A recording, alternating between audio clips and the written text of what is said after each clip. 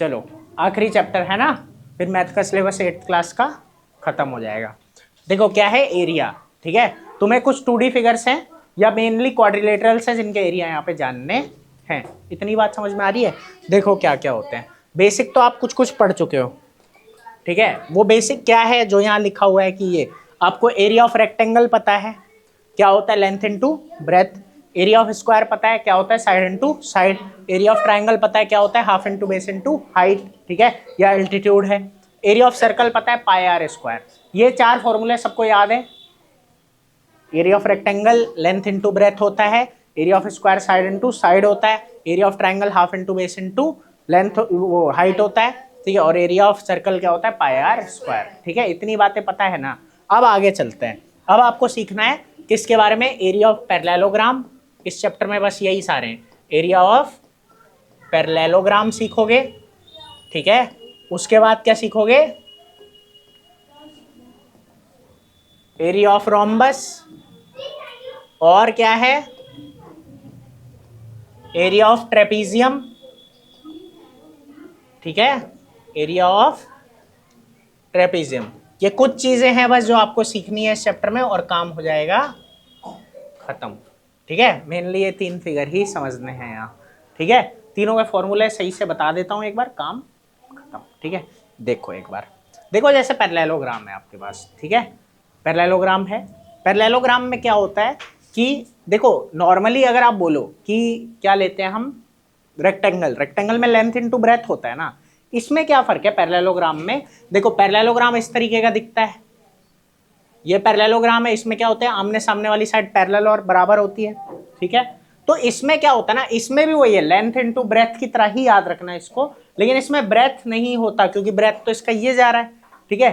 तो बात क्या हो जाता है इसमें, ये हम इसमें एक हाइट यहाँ पे लेते हैं, क्या लेते हैं बेटा, हाइट। समझ आ रही है। तो फॉर्मूला बनता है लेंथ इनटू हाइट। समझ आई बात, कोई दिक्कत है इतने में, ठीक है। जैसे वहां लेंथ इनटू ब्रेथ है, यहाँ पे क्या है, लेंथ इनटू हाइट, ठीक है। अब बात ये आती है, एक फॉर्मूला आपको ऐसे वाला सीखना है और एक फॉर्मूला सीखना है डायगोनल वाला। एक फॉर्मूला कौन सा सीखना है, डायगोनल वाला। इतनी बात समझ में आई। तो ये तो नॉर्मल फॉर्मूला था कि लेंथ इनटू हाइट होगा, लेंथ इनटू क्या होगा बेटा, हाइट। कोई दिक्कत है इस चीज में, ठीक है। अब हम चलेंगे किस तरफ कि डायगोनल वाला फॉर्मूला क्या है। डायगोनल वाला फॉर्मूला क्या है वो मैं आपको यहाँ समझा देता हूँ, ठीक है, बुक पे ही, कि कैसे निकल रहा है और क्या करना है, ठीक है। तो जब डायगोनल की बात करेंगे, एक ये टॉपिक एक्स्ट्रा है, एरिया ऑफ इक्विलैटरल ट्रायंगल, इसको समझा देंगे। पहले ये देख लो, मान लो जैसे ये है, ठीक है, आपके पास ये पैरेललोग्राम ले रहा हूं मैं यहाँ पे, ठीक है। ये किसी पे भी अप्लाई हो जाता है। बाकी देखो हो क्या रहा है, मतलब किसी भी क्वाड्रिलेटरल पे, क्वाड्रिलेटरल आपके पास इस तरीके से है, ठीक है। मान लो आपको एक डायगोनल पता है, ये BD, क्या पता है, BD, ठीक है।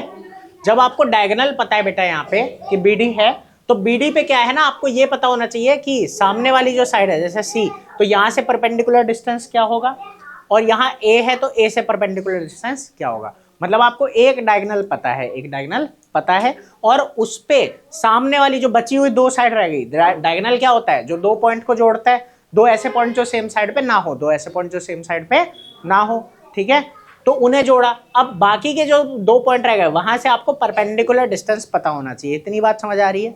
अब देखो ट्राइंगल का फॉर्मूला होता है half into base into height, होता है कि नहीं। तो half into base into height से इसका फॉर्मूला क्या होगा, half sorry half into BD into CF, है ना, जो कि H2 दे रखा है। क्या दे रखा है बेटा, H2। और ये वाले ट्राइंगल का क्या होगा, हाफ इंटू, ठीक है, H1 इंटू BD, ठीक है। अब क्या होगा, दोनों में से आप हाफ BD क्या ले लोगे, कॉमन। हाफ BD क्या ले लोगे, कॉमन। जब कॉमन लोगे तो बाकी क्या बचेगा, H1 प्लस H2। किस किस को ये कहानी समझ आ गई, कोई ऐसा है जिसे ना आई हो तो बताओ। तुझे नहीं आई, आ गई तो हाथ उठाने में कोई दिक्कत हो रही है। कहाँ उठाया था, मुझे तो नहीं दिखा, अभी दिख रहा है उठता हुआ। सबको आ गया समझ में, इजी था, ठीक है। तो बात यह है, कुछ नहीं किया, क्वाड्रिलेटरल को 2 पार्ट में बांटा, ठीक है। एक डायगोनल आपको पता है और उस पर परपेंडिकुलर डिस्टेंस बाकी के 2 पॉइंट से आपको पता है। तो आप क्या कर रहे हो, इसका फॉर्मूला बनेगा half into base into height से BD को बेस लोगे, ये हाइट हो गई, और ये भी ऊपर वाले में क्या होगा, BD को बेस लोगे और ये हाइट हो गई। तो करना क्या है, जब कॉमन लेते हैं, जैसे देखो यहाँ लिखा ना, एरिया ऑफ ट्रायंगल ABD और एरिया ऑफ ट्रायंगल CBD, तो half into BD into AE हुआ और half into BD into CF हुआ। दोनों में क्या है, हाफ बी डी है ना, तो जब ऐसा कॉमन निकाल लेते हैं, जब दोनों में होता है तो हाफ बी डी कॉमन आया, तो ब्रैकेट में ये ए ई प्लस सी एफ हो गया, ठीक है। तो इसका मतलब H1 प्लस H2। तो फॉर्मूला क्या बना, एरिया ऑफ क्वाड्रिलेटरल का half into diagonal into sum of perpendicular distances. ये बात समझ आ गई। तो एक तो नॉर्मल मैंने पैरेललोग्राम का बताया, एक ऐसे, ठीक है, कि डायगोनल से जाना होगा तो ऐसे जाओगे, और ये हर क्वाड्रिलेटरल पे अप्लाई होता है, ठीक है। इतनी बात समझ में आई कि नहीं। क्वाड्रिलेटरल कौन सा, कॉन्वेक्स, ठीक है। अभी हम कॉन्वेक्स की बात कर रहे हैं, ठीक है। कॉन्वेक्स कॉनकेव याद है ना, कॉन्वेक्स में क्या होता है कि सारे के सारे डायगोनल अंदर होते हैं, कॉनकेव में बाहर भी होते हैं, ठीक है। तो फिलहाल यहाँ पे, ठीक है, ये बात चल रही है, इतने में कोई दिक्कत। ये एक फॉर्मूला समझ में आ गया कि आपको क्या करना है, एक डायगोनल पता होना चाहिए, परपेंडिकुलर डिस्टेंस पता होने चाहिए, आप ये फॉर्मूला लगा दोगे, half into diagonal into sum of perpendicular distance, काम खत्म, ठीक है। मजा आया, आगे चलते हैं थोड़ा। अब रोम्बस, देखो रोम्बस की कहानी को समझना जरा। रोम्बस में मैंने तुम्हें बताया, रोम्बस एक काइट है, रोम्बस एक क्या है, काइट। तो इसके जो क्या होते हैं, डायगोनल होते हैं, वो परपेंडिकुलर होते हैं, वो क्या होते हैं बेटा, इतनी बात समझ में आ रही है। अब जरा समझना कि जैसे हमने अभी वो फॉर्मूला देखा, मान लो ये आपके सामने रोम्बस है, ठीक है, और इसके डायगोनल आपस में क्या है बेटा, परपेंडिकुलर। तो यहाँ ना एक बात को समझना, अभी जो हमने सीखा वहां पे, कि क्या सीखा कि क्वाड्रिलेटरल में क्या होता है, फॉर्मूला क्या बनता है, हाफ इंटू डायगोनल इंटू, और वो जो सम होते हैं H1 प्लस H2 हो जाता है कि नहीं, ठीक है। मान लो मैं बोलता हूँ ये H1 है, ये H2 है, क्योंकि ये आपस में परपेंडिकुलर है, इतनी बात समझ में आ रही है। और ये डायगोनल ले लिया, मान लो हम नाम दे देते हैं ABCD, ठीक है। तो ये जो BD है इसे डायगोनल ले लिया, इसे क्या ले लिया, डायगोनल। या हम चाहें तो AC को भी ले सकते हैं, इसमें कोई खास फर्क नहीं है। अभी फिलहाल ये देखते हैं, ठीक है। अगर हमें ये वाले डिस्टेंसेस पता है, मतलब ये वाला डायगोनल दूसरा लेना है, ठीक है, तो उस हिसाब से हम देख रहे हैं इस चीज को, ठीक है। बस ये बात आ जाती है ओवरऑल मिला के कि ये H1 प्लस H2 जो है ये क्या हो जाएगा, AC, क्या हो जाएगा। तो बात ये है, मान लो कि BD को हम ले लेते हैं, डायगोनल 1 है, ठीक है, तो ये दूसरा क्या हो जाएगा, डायगोनल 2 आ जाएगा। तो एरिया ऑफ रोम्बस क्या बनेगा, half into D1 into D2। मतलब दोनों डायगोनल अगर आपको पता है रोम्बस के, तो आप ये आराम से लगा लोगे। वो क्वाड्रिलेटरल के फॉर्मूले से ही ये चीज बनी। बात यही आ जाती है कि जो वो हाइट है ना, एल्टीट्यूड जो हम ले रहे हैं दोनों ट्रायंगल का, वो मिलके D2 ही बन रहा है, वो मिलके D2 ही बन रहा है। बात समझ आई। तो बात क्या चलेगी ना, यहाँ अगर आप BD को बेस ले रहे हो, ठीक है, तो ये आ जाएगा H1 प्लस H2 से AC आ जाएगा। अगर AC को बेस लोगे तो ये B, मान लो इसको नाम दे देते हैं O, तो BO प्लस OD से आ जाएगा, ठीक है। ओवरऑल मिला जुला के बात यही है कि फॉर्मूला क्या है, half into D1 into D2। याद रहेगा, कुछ नहीं बताया अभी तक, बस पैरेललोग्राम में ये याद रख रहे हैं, रेक्टेंगल की तरह ही है, हाइट लेनी होती है जो कि बाहर होती है, समझ आया। अगर आपके पास डायगोनल है, एक डायगोनल है, तो बाकी के दो परपेंडिकुलर डिस्टेंस आपको पता होने चाहिए। रोम्बस में क्या होता है, अगर आपको डायगोनल पता है दोनों, तो फॉर्मूला है half into D1 into D2। समझ आ गया। अब आते हैं ट्रेपीजियम पे, ठीक है। ट्रेपीजियम पहले आपको थोड़ा सा याद करवा देता हूँ, फिर उसको एक बार समझ लेंगे, देख लेंगे कैसे आया, ठीक है। जरा समझना, जैसे तुम्हें पता है, क्या पता है, वो जो कि ट्रायंगल का क्या है, half into base into height, है ना। देखो एक बात को समझना कि जब मैं बोलता हूँ ट्रायंगल क्या होता है, half into base into height, इसको थोड़ा ना ऐसे याद कर लेना कि हाइट का आधा हो रहा है, हाइट का क्या हो रहा है, आधा, और इंटू कर रहे हैं बेस से, इंटू कर रहे हैं, इतनी बात याद रहेगी, इसमें तो कोई दिक्कत नहीं है, ठीक है, कि हाइट का आधा किया और बेस से मल्टीप्लाई। उसे थोड़ा ट्रेपीजियम से जोड़ लेना, मतलब अभी रटवा रहा हूँ, सीधी बात है, ठीक है, कि फॉर्मूला है क्या। देखो ट्रेपीजियम में ना कहानी होती है कि दो साइड पैरेलल होती है, दो साइड क्या होती है, पैरेलल, और बाकी की दो नॉन पैरेलल होती है। इतनी बात समझ आ रही है कि नहीं आ रही। अब एक बात को समझना, ट्रेपीजियम में भी क्या होती है, हाइट क्या होती है, ये ट्रेपीजियम की हाइट है। तो जैसे यहाँ ट्राइंगल में था ना, half into base into height, तो बेस को छोड़ देना, फिलहाल बेस को छोड़ देना। अब देखो ये हाफ और हाइट उसमें भी है, हाफ और हाइट उसमें भी है, इतनी बात समझ में आ रही है। अब ये बात आ जाती है, जो पैरेलल साइड होती है ना, उनका बस आपको क्या पता होना चाहिए, डिस्टेंस। मान लो A और B है, तो जैसे वहां रट्टा था ना कि half into base into height है, तो बस B की जगह क्या आ जाएगा, A प्लस B की जगह क्या आ जाएगा, समझ आए। ये है area of trapezium, half into A plus B into height. समझ में आई बात, मतलब sum of parallel side, sum of, समझ आया कि नहीं आया, ठीक है। जैसे वहां क्या है, half into base into height, यहाँ क्या याद करोगे, half into A plus B into height, और A और B क्या है, सम ऑफ, मतलब ये पैरेलल डिस्टेंस है, मतलब पैरेलल साइड का डिस्टेंस है, पैरेलल साइड का समझ आ रहा है सबको? ज़्यादा तेज तो नहीं जा रहा? ठीक है ना, यही आखिरी चैप्टर है, बस काम खत्म। ठीक है, हो गया, मौज करो, इतना ही था। हाँ मतलब छोटा मोटा बात है, कर लेते हैं, देख लो। जैसे अब ये फॉर्मूला आया कैसे, अगर कभी प्रूफ करने को दे दे, जैसे ये है, तो हमने इसे क्या किया, ट्रायंगल्स में बांट दिया। ठीक है, ट्रेपीजियम को क्या करेंगे हम, ट्रायंगल में बांट देंगे और उस हिसाब से फिर निकाल लेंगे। जैसे समझना, मान लो ये तुम्हारे सामने एक ट्रेपीजियम दे रखा है, ए बी सी और डी। ठीक है, हमें क्या करना है कि area of triangle A B D लेंगे, ये है ए बी डी। ठीक है, और साथ में सी बी डी, ये जो सी बी डी है, तो ये दो ट्रायंगल को हमें क्या करना है, जोड़ना है। ठीक है, तो क्या करेंगे हम, देखो ए बी डी की बात करें अगर, तो क्या होगा, half into A B into D F. भाई ए बी को बेस ले रहे हैं तो डी एफ आएगा। ठीक है, और दूसरे में सी बी डी में क्या करेंगे, सी बी डी में क्या करेंगे, सी डी को बेस ले लेंगे। समझ आया? तो हाइट क्या बनेगी, बी। क्या बनेगी बेटा, बी। अब बात यही आ जाती है, देखो कि हमने क्या किया है कि मान लो ये इसको ए लिया है और इसको बी लिया है, तो यहाँ हो जाएगा हाफ इंटू ए इंटू एच, और एच तो दोनों केस में क्या रहेगा, सिमिलर। दोनों केस में क्या रहेगा, सिमिलर। समझ में आ रही है ना बात? तो एच तो दोनों केस में सिमिलर रहेगा तुम्हारा। ठीक है, और ये क्या बन रहा है यहाँ पे, आइसोसेलेस ट्राइंगल, आइसोसेलेस बोल रहा हूँ, वो अरे ये ऑब्ट्यूज, क्या बन रहा है, ऑब्ट्यूज। ठीक है, जिसमें 90 डिग्री से ज्यादा का एंगल होता है, तो इसकी हाइट बाहर होती है, पता है ना ये बात बताई थी, इसकी हाइट कहाँ होती है बेटा, बाहर। ठीक है, तो इसलिए ये वाला जो ट्रायंगल बन रहा है ये ऑब्ट्यूज बन रहा है। क्या बन रहा है, ऑब्ट्यूज, इसलिए इसकी हाइट कहाँ है, बाहर है। समझ आया? तो ये हाइट और ये हाइट क्या है, दोनों में कॉमन है, और कॉमन निकालना सिखा रखा है तुमको कि हाफ इंटू ए इसमें भी है, हाफ इंटू एच इसमें भी है, हाफ इंटू एच इसमें भी है, तो हाफ इंटू एच बाहर आया, ब्रैकेट में बच गया ए प्लस बी। तो ट्रेपीजियम का मतलब ये फॉर्मूला मतलब कैसे आया वो बता रहा है। आ गई बात समझ में, याद हो गया? अगर एरिया ऑफ रोम्बस बोलेंगे तो half into D one into D to.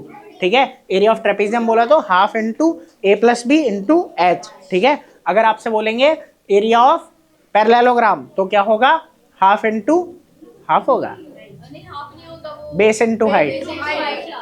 समझ आ रही है बात?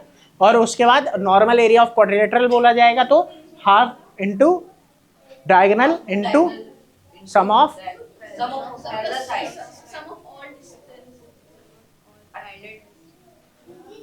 बताओ क्वाड्रिलेटरल का बताना है, नहीं h1 इंटू h2 होगा, है ना, जो परपेंडिकुलर डिस्टेंस है, एल्टीट्यूड 1 इंटू एल्टीट्यूड 2। ठीक है, समझ में आ गई बात? और कुछ तो नहीं है इस चैप्टर में। ठीक है, छोटी मोटी और चीजें डिस्कस ऐसे ही कर लेते हैं, बाकी तुम्हारा मेन यही सब था। अब ना एक बात ये बता रहा है, वैसे ही तुम 9th में जाके भी सीखोगे। अच्छा, कुछ बच्चों को तुम में से कल पाइथागोरस थ्योरम नहीं आ रही थी, भाई जरा देख लो।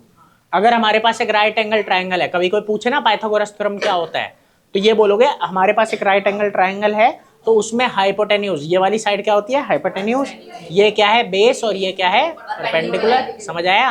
तो पाइथागोरस थ्योरम क्या है कि हाइपोटेन्यूज का स्क्वायर बराबर होता है परपेंडिकुलर के स्क्वायर प्लस बेस के स्क्वायर के। समझ में आ रही है बात कि नहीं आ रही?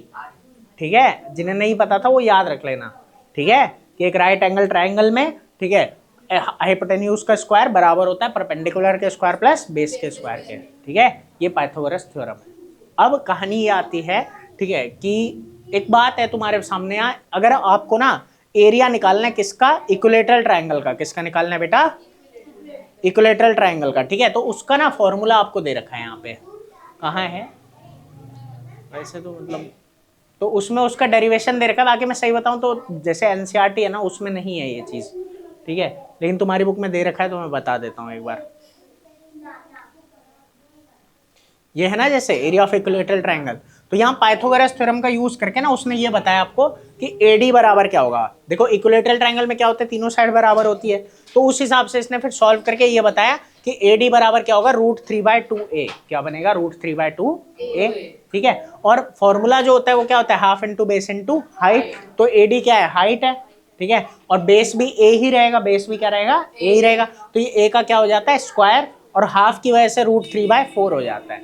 2 से 2 क्या हो जाता है, मल्टीप्लाई। ये बोल रहे हैं कि जैसे half into base into height होता है ना, अब देखो हाफ इंटू बेस तो a ही है, a आ गया, और हाइट हमने क्या बोला, क्या है, √3/2a, √3/2a। तो बात ये आई कि a से a मल्टीप्लाई होगा तो क्या बनेगा a², √3 का √3 रहेगा और डिवाइड में 2 2 जा 4 आ जाएगा। बात समझ में आई? तो फॉर्मूला बन जाता है √3/4a²। तो अगर आपको इक्विलेटरल ट्रायंगल की साइड पता है, ठीक है, तो आप उस हिसाब से ये फॉर्मूला लगा के बड़े ही प्यार से, ठीक है, निकाल सकते हो कि उसका एरिया क्या होगा। ठीक है, समझ में आई? तो ये एक इक्विलेटरल ट्रायंगल का एरिया निकालने का शॉर्टकट है, ठीक है, जो तुम्हारी बुक में दिया हुआ है। कोई दिक्कत है इस चीज में? आगे देखो,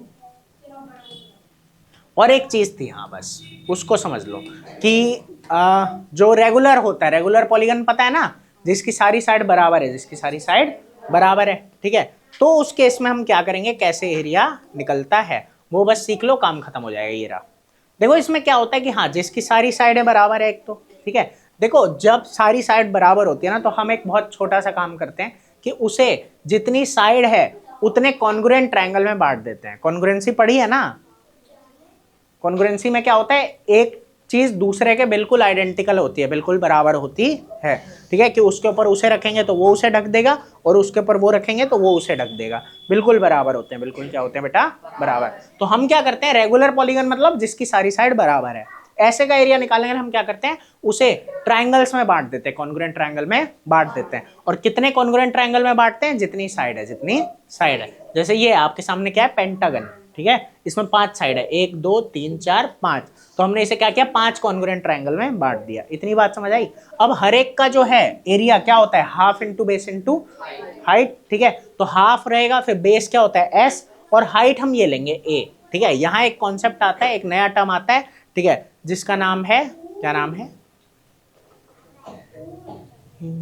ये रहा, ये एपोथेम। क्या बोलते हैं इसको? एपोथम है कि थेम है, मैं एक बार देख लेता हूँ, मैंने भी पहली बार देखा है।